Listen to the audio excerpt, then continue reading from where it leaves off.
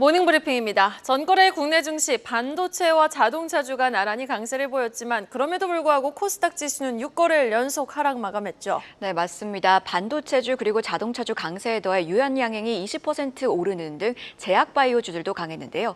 다만 코스닥 시장에서 1,000개 넘는 종목이 하락하는 등 체감 지수는 결코 좋지 못한 하루였습니다. 맞습니다. 지금 엔비디아가 시간외 거래에서 8% 가까이 급락하고 있습니다. 매출은 예상치보다 잘 나왔지만 그럼에도 불구하고 4분기 마진율 하락 우려 때문일까요? 지금 시간외 거래에서 크게 빠지고 있는데 이 같은 부분이 오늘 국내 증시 어떤 영향을 미칠지 한번 주목해 보도록 하겠습니다. 모닝브리핑 지금 바로 출발합니다. 여전히 한낮엔 30도가 넘는 무더위가 계속되고 있지만요. 절기는 무시할 수 없는 것 같습니다. 처서가 지나니 아침 저녁으론 제법 선선해졌는데 부디 오늘부터는 우리 시장에도 불확실성 우려 제거라는 엔디비아발 선선한 바람이 좀 환기 역할을 해줄 수 있길. 8월 28일 수요일장 전거래 한마디 전차 군단 저력에도 주춤, 부실 체력 증명한 국내 증시라고 정리해봤습니다. 엔비디아 실적 발표에 대한 기대와 경계가 혼재했던 전날 우리 시장, 양시장 외국인의 매도 압박은 어제도 지속됐습니다. 그러나 오후 들어 반도체와 자동차주가 전차 군단이 힘을 내주며 대형주 중심의 코스피는 소폭 상승으로 마감할 수 있었고요. 또 거꾸로 생각해보면 큼직한 반도체와 자동차, 제약바이오가 동시에 힘을 내줬음에도 코스닥 시장의 하락 종목 수가 1,023개라는 사실은 다시 한번 우리 국내 증시의 아주 부실한 체력을 확인할 수 있었던 하루. 수요일장 더 구체적인 마감 수치와 특징 섹터까지 이어서 확인해보고 오시죠. 수요일 국내 증시는 혼조 마감했습니다. 엔비디아 실적 경계감에 뚜렷한 방향성은 없었던 하루였는데요. 먼저 수급부터 살펴보겠습니다. 외국인은 오전에는 코스피 현물과 선물을 동반 매도하는 모습이었습니다. 그러나 오후 들어 반도체 업종이 상승하는 흐름을 보인 가운데 외국인들은 코스피 선물을 매수하기 시작했는데요. 총 1,867억 원 순매수했습니다. 그러나 코스피 현물은 여전히 약 3,400억 원가량 팔았고요. 이에 지수 상승은 제한된 모습입니다. 결국 코스피는 0.02% 올라 2,689로 강보합권에서 마감을 했고요. 코스닥 시장에서는 전반적으로 수급이 활발하게 돌지는 못한 모습이었습니다. 개인과 기관이 순매수했으나 외국인 순매도에 0.32% 하락해 762선에서 장을 마쳤습니다. 코스닥 현재 6거래일 연속으로 하락하고 있는 흐름 나타내고 있습니다. 이런 가운데 어제도 순환매 장세는 계속됐는데요. 특히 헬스케어주의 약진이 두드러졌습니다. 그럼 수치와 함께 한 발 더 들어가 보겠습니다.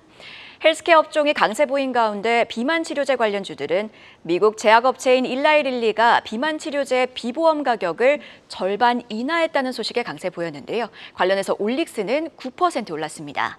유한양의 경우 비만 치료제 모멘텀보다는 폐암 치료제죠. 렉나자의 미국 FDA 승인 모멘텀에 20% 올랐고요. 6거래일 연속 상승세 이어가고 있습니다. 저출생 관련주들은 정부가 내년도 예산안 관련을 확대해서 발표하자 올랐는데요. 여기에 윤석열 대통령의 국정연설 기대감도 상승에 영향을 줬습니다. 콤비는 13%, 아가방 컴퍼니는 8% 강세 보였습니다. 마지막으로 딥페이크 범죄 확산 우려에 어제도 보안주들은 강세 보였는데요. 신시웨이 플랜티넷은 상한가 터치했습니다. 다만 관련주들의 상승폭은 전반적으로 화요일에 비해서는 작았고요. 시총이 가벼운 종목 위주로 상승이 나타났습니다. 이외에도 어떤 섹터가 시장을 움직였는지 추가로 확인해 보시죠. 이렇게 전 거래일은 유한양행, SK하이닉스, 삼성바이오로직스, 현대차의 약진 속에서도 코스닥 지수의 하락 종목 수가 굉장히 많이 집계되면서 체감 지수는 결코 좋지 못했던 하루였습니다. 자, 그럼 오늘은요. 어제 오후 중장기 비전을 공개하자 주가 2시부터 수직 우상향하는 모습을 보여준 현대차. 향후 자동차 부품 기업들의 성장 사이클까지 기대가 된다. 현대차 관련주 자세히 짚어보겠습니다. 어제였습니다. 어제 머니플러스 이슈레이더 시간에서도 신인규 기자님과 미리 한번 조망을 해봤죠. 현대차가 어제 인베스터 데이를 개최했는데 그리고 미래 비전과 전략을 발표를 했는데 주가가 확실하게 화답을 해줬잖아요. 그 내용이 참 방대합니다. 향후 인력이 모여 그 에너지가 응축되고 돈이 흐를 섹터를 좀 더 압축해 볼 필요가 있어 보입니다. 주요 포인트를 사업별로 나눠서 정리해보죠. 다음 페이지 보겠습니다. 이날 설명회에서는 2023년 실적 리뷰로 포문을 열었습니다. 그리고 향후 몇 년간 이 2023년 성적보다 이마만큼 우리가 더 일을 잘할 겁니다라는 목표를 제시했죠. 그 목표를 위해서 제시한 세 가지 키워드가 바로 전동화, 자율주행, 글로벌 시장 확장, 또 수소에너지 사업이었습니다. 마름업으로 가보시죠. 현대차는 2023년 영업이익 15조 1천억 원을 기록하며 사상 최대 성과를 달성한 바 있습니다. 영업이익률이 9.3%를 기록을 했습니다. 대단한 수치죠. 이 안정적인 수익성을 현재도 잘 유지하고 있는 모습으로 이렇게 성적이 훌륭한 데에는 전기차와 하이브리드 차량 판매 확대와 또 효율적 생산 전략 덕분에 이렇게 훌륭한 성적을 거둘 수 있었습니다. 그래서 현대차는 전동화에 포커스를 더 맞추겠다고 강조합니다. 하이브리드 전기차와 EREV, 그러니까 엔진이 전기를 생산해서 배터리를 충전을 지원하는 전기차, Extended Range Electrified Vehicle의 약자인 이 EREV를 도입한다는 전략입니다. 현재 7개의 하이브리드 차종을 14개로 늘린다고 하고요. 제네시스도 전 차종을 하이브리드로 고를 수 있게 됩니다. 그러니 골자는 전기차 캐즘에 대응해 하이브리드 경쟁력을 대폭 확대하겠다라는 거죠.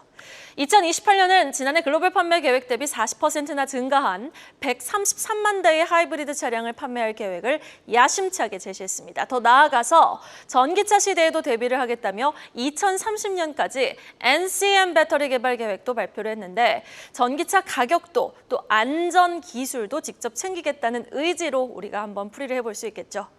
이러한데 집중한다니 그래서 현대차 총 얼마를 투자하냐 다음 페이지로 확인해 보겠습니다. 와, 작년 인베스터 데이에서 발표한 수준보다 무려 10% 넘는 수준을 제시합니다.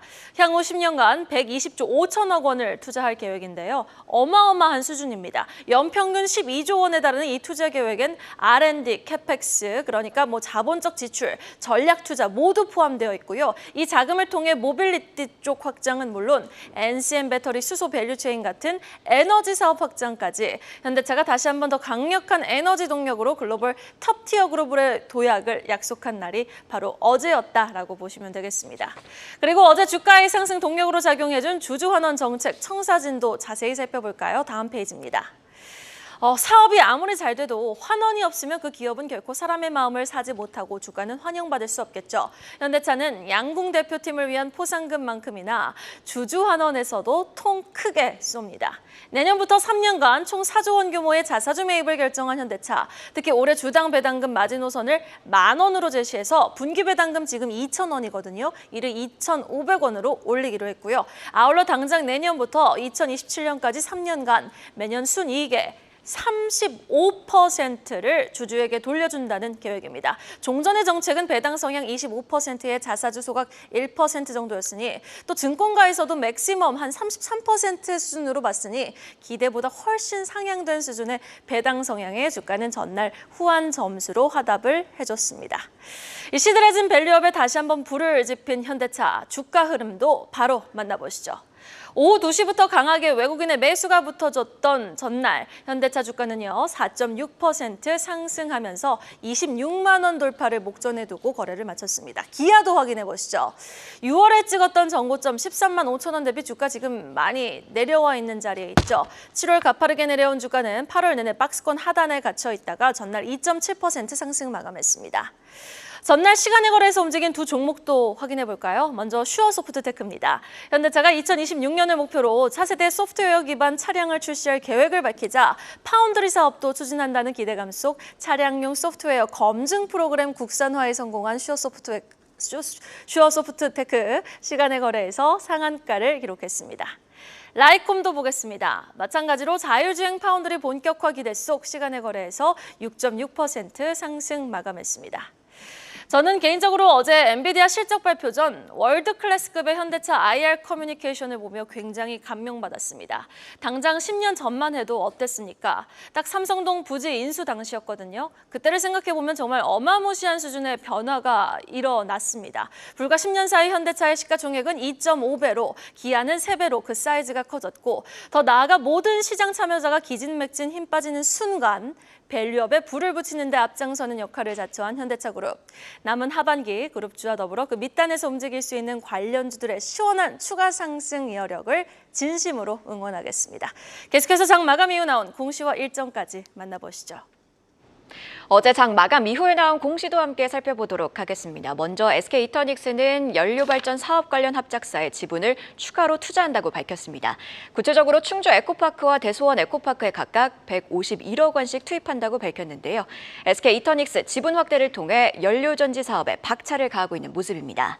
교촌 F&B는 친환경 포장재 제조 자회사인 KNL팩의 유상증자에 참여한다고 밝혔습니다.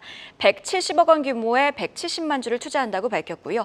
해당 자금은 KNL팩의 운영자금 및 설비 투자 자금으로 사용될 예정입니다. 마지막으로 동구바이오제약은 약사법 위반으로 제조 업무 영업이 정지됐다고 공시했습니다. 규모는 1,314억 원으로 최근 매출액의 61% 수준인데요. 영업 정지 일자는 오는 9월 10일입니다. 관련주에 투자하시는 분들은 유의하시길 바랍니다. 자, 그럼 바로 이어서 오늘의 주요 일정입니다. 오전 10시 윤석열 대통령은 대국민 국정 브리핑에 나섭니다. 연금, 의료, 교육, 노동 등 4대 개혁과 함께 저출생 대응 관련 개혁의 성과를 설명할 예정입니다. 이외에도 현재 진행 중인 2024 세계 지질과학 총회에서 한국 지질을 주제로 학술 발표와 토론이 예정되어 있는데요. 이때 동해 유전 시추 관련 논의도 함께 진행됩니다. 마지막으로 롯데이노베이트는 메타버스 플랫폼인 칼리버스를 출시합니다. AI 열풍에 비교적 관심이 줄어든 메타버스 시장 부흥을 이끌 수 있을지 함께 지켜보시죠. 이렇게 공시와 일정까지도 체크해봤습니다.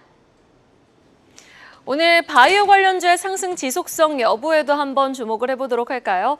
지금 젠슨왕 CEO의 블룸버그 TV 인터뷰가 우리 시간으로 7시 30분 진행될 예정인 가운데 반도체 관련주들의 향방에도 이목이 쏠리지만 이에 따라서 또 수급이 반도체로 쏠린다면은 바이오 쪽은 수급 공백이 일어날 수 있거든요. 어제 상승 VI가 걸렸던 유한양행, 황제주 등극에 성공을 했었던 삼성바이오로직스에 또 코스닥 시총 1위 자리를 굳건히 지키고 있는 알테오젠의 주가 추이 한번 주목해 보도록 하겠습니다. 여러분 오늘도 부자 되세요. 모닝 브리핑이었습니다.